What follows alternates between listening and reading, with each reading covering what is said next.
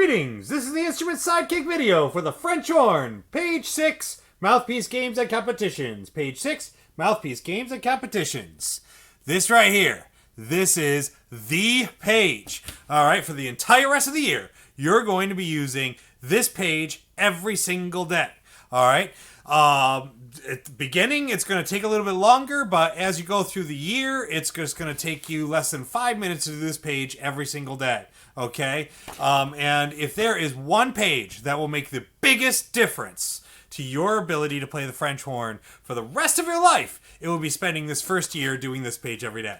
Okay? Very, very important page. I can't stress enough how important it is that you do this every day. Now, this stuff is mostly fun stuff, I particularly think, and it'll be great stuff for competitions when we meet together in either Zoom or in classes or wherever. All right, and over here, you're going to be able to keep track of how well you're doing each day. All right next to these little dashes, okay? Each of these dashes tells you the beginning of the next page, and right next to that dash is where you'll keep track of how well you're doing. So, let's get into it. Got my mouthpiece here. First one, see who can buzz the longest and use a stopwatch to keep track of the time. Now, as far as stopwatches go, you could actually have one. Maybe you've got a thing. Maybe you've got one on your phone. Maybe you can use a Chromebook.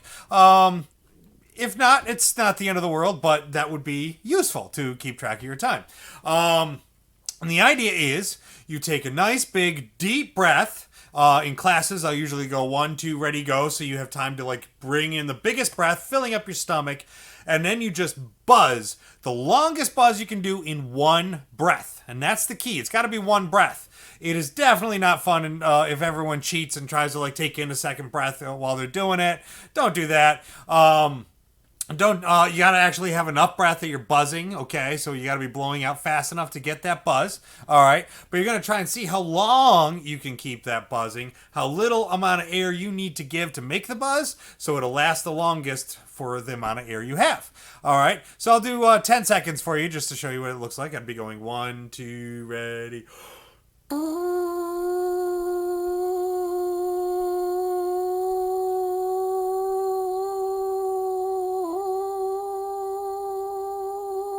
And I can go on and on and on because I'm really good at that one.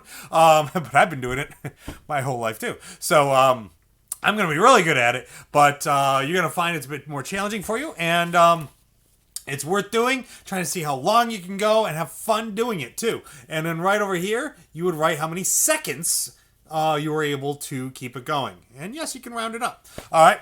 So next one, second one down, says, see who can keep the steadiest tones, and Mr. Archie will judge on a scale of 1 to 10. So, for instance, what I was just holding was a nice steady tone. Oop, that was a little warbly there. There, that was a 10, okay? That would be a perfect 10 on the scale. I just came in and I was able to keep it nice and steady. A 1 would look like this. All right, all over the place, not steady at all. So the idea is to try and keep the sound nice and steady. Obviously, when you're playing the French horn, it's very, very important to be able to make your sounds sound nice and even and not let the sounds go up and down and warble. So try doing that in just the mouthpiece with this particular game.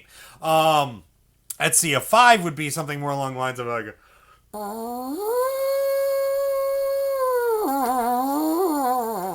all right. I had some steady tone in there, but all the rest of it was up and down. Okay. So you're always trying to get it as steady as you can. And so working towards your best score on that. And you can keep track of what I give you in lessons. And you can keep track of what you think you're doing throughout the week, maybe in parentheses or something. All right. Now, the third one. Go up and down like a siren with the most range, okay? What I mean by that is getting the highest sound you can to the lowest sound you can, back and forth. Not going way-o, but separating the sound. Making as big a difference as you can. Don't connect them by going.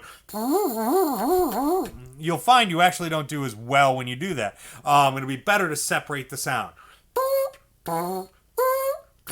And you want to make the biggest difference, and that's the goal. It's not just to go up and down, it's to go to the highest and lowest sounds you can, showing Mr. Archie just how far you've gotten in your ability to control how high and how low you go.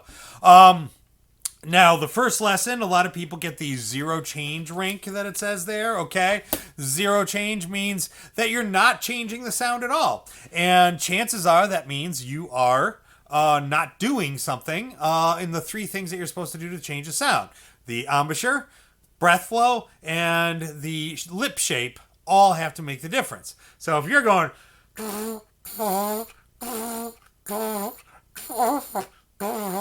All right, you could tell I was changing my lip shape, okay, but I didn't change the airflow or the tightness of my embouchure either, so I didn't get a change in sound, all right? So for you to get that change in pitch, you got to do all three.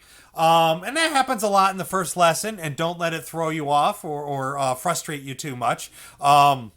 Sometimes it takes a couple weeks because especially you're trying to grow the embouchure muscles, and that's part of it, okay? Now, two note is the next level. Just enough distance where I can tell there's two note sounds. Okay, well, not a huge difference, but there's a difference. All right. Then you're starting to get much, much better, much more what I'm hoping for. If you're starting to make a sound like it's a siren, like either an ambulance or a police car going by. Okay, that's much, much better. I'm much happier with that. And the best, if you really want to go for it, is the Minion level. You're doing the beado sound that they would make in the Minion movies. Okay, make as big a difference as you can. So you can keep track, once again, of what you think you're doing and what I tell you you're doing in lessons separately but on the same area. All right. Underneath that, it says tongue familiar rhythms while you buzz by touching the top of your mouth like when you say the letter T. So, t, t, two, two, while you're buzzing.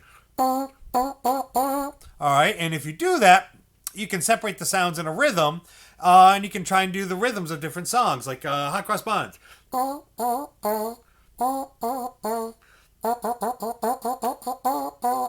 Okay, you can do Jingle Bell. You can do Star Wars. Okay, whatever it is you like, you can do it.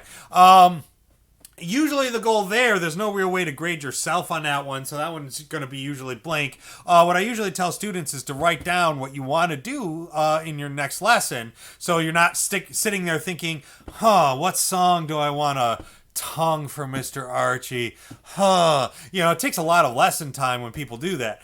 So my suggestion is right there, next to tongue familiar rhythms, right there next to there, write down the song that you're interested in doing in the next lesson. We obviously can't see that through the screen, and you will tongue a song, and we're going to try and guess what song it is. You can try and throw us off with some kind of song that Mr. Archie probably doesn't know, or you can try and do something really easy that we can all pick up, like the alphabet song or, some holiday tune that everybody knows. And we can probably guess it from there. And it's a lot of fun to do that. Now, the next one is my absolute favorite. I call it using the force, personally. I like to call it that. And you'll see why. It says, see who can hold a paper against the wall the longest while buzzing. So what you need is first is a small piece of paper. Okay, so as you can see, I just ripped it right off of the bottom of a page in something, okay? Some piece of paper that isn't important, isn't homework you're handing in, and you can just rip off the corner right there, and you just grab that. You don't want it too big, but you also don't want it too small. If it's too small, it just goes flying away. You have better control if there's a little size to it. You don't want to get paper out of a thick book. The thicker paper will be harder to do. All right. And now you will go up to a wall, all right? And you'll go right to that wall, and you're going to put that piece of paper against the wall. You're going to get close to it. Not so close you're holding it with a mouthpiece, but not too far away either. The air will spread too far. You got to get pretty close, and then you're going to buzz and hold that piece of paper against the wall with the air from the buzz. And then you let go, and you see how many seconds you can hold it up. I can't get over to that wall, so what I'm going to do is I'm going to move my camera down here. Hi there. All right. You can see I've been propping my camera up on a box with R2D2. Weird that I would have that. I know you would never expect that, right? All right, so I'm going to take this over here. I'm going to hold this piece of paper up against R2D2's head here. All right. I'm not going to do it for as long as I can. I don't want to waste that much time, but I'll just do it for a few seconds. All right. And I find that to be loads and loads of fun. In school, when we're finally meeting in school and in a classroom, I usually have a force wall, a wall I call the force wall that we all do it on. And usually we'll all do it and we just see whose paper is the last to fall, But keeping track of how long you can do it is a way of keeping track of how good you're doing in that particular activity and have fun with it. So every single day for the rest of the school year, once you're far enough that you can start handling this page, I want you to start. Every lesson is going to start with page 6, and every practice of every day should start with page 6 of this book. Okay, seeing the longest you can buzz, and keeping track of time, steadiest pitch. Oh, it was pretty steady. Highest and low.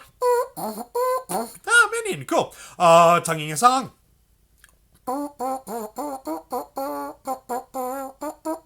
And then holding a piece of paper against the wall. All right, and then you're done. And it's a great thing you can do every single day. You should also eventually be practicing. When I teach you more on how to do things on the French horn, you'll then go on to do the things in the French horn. But your practices every single day at home should start with this mouthpiece game stuff. Okay, so start doing that. Start having fun and enjoying this page. Do try to keep track of what you can keep track of, and have fun. Connect with your friends through Zoom and see if you can do it together on there. And hopefully we'll try and do that in some kind of classes. And may the force be with you.